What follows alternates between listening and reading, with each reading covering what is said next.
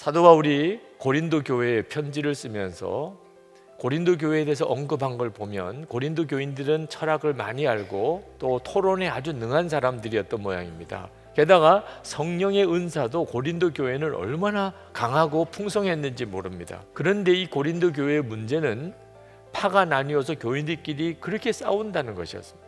사도 바울은 우리가 진짜 예수를 믿는다면 절대 이런 일은 있을 수 없다고 말하는 겁니다.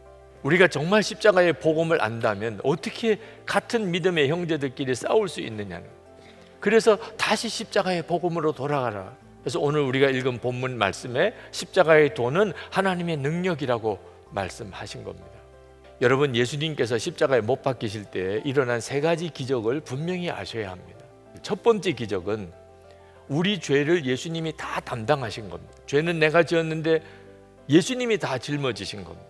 십자가에서 하나님이 우리에게 정말 믿게 하고 싶어 하시는 게 뭔지 아십니까? 우리를 정말 사랑하신다는.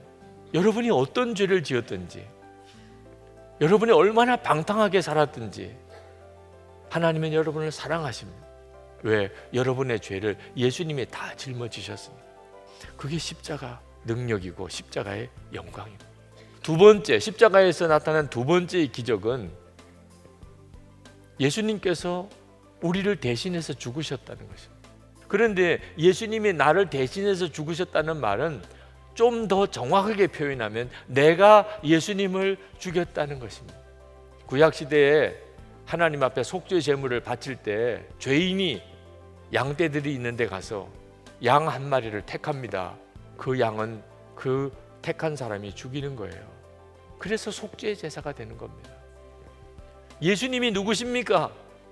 우리의 속죄 제물, 우리를 위해 하나님 앞에 속죄 제물이 되신 하나님의 어린 양. 그렇다면 예수님은 누가 죽인 겁니까? 내가 죽인 거죠. 그 사실이 분명히 깨달아지는 순간에 우리의 삶은 완전히 뒤집어집니다. 예수님의 십자가에서 일어난 세 번째 기적이 뭔지 아십니까? 예수님과 우리가 십자가에서 온전히 하나가 되었다, 연합하였다는 것입니다.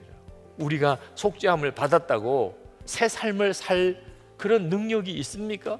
죄의 용서는 받았습니다. 그런데 살기는 또 여전히 옛날처럼 사라집니다.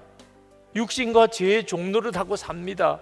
그래서 첫 번째, 두 번째 기적으로 끝날 수 없는 겁니다. 세 번째 기적이 필요한 겁니다. 예수님과 함께 죽고 옛사람이 이제는 예수님으로 연합하여 예수님의 생명으로 사는 역사가 일어나야 하는 겁니다. 그렇게 되어야 우리도 또한 새 생명 안에서 살아가기 위함입니다.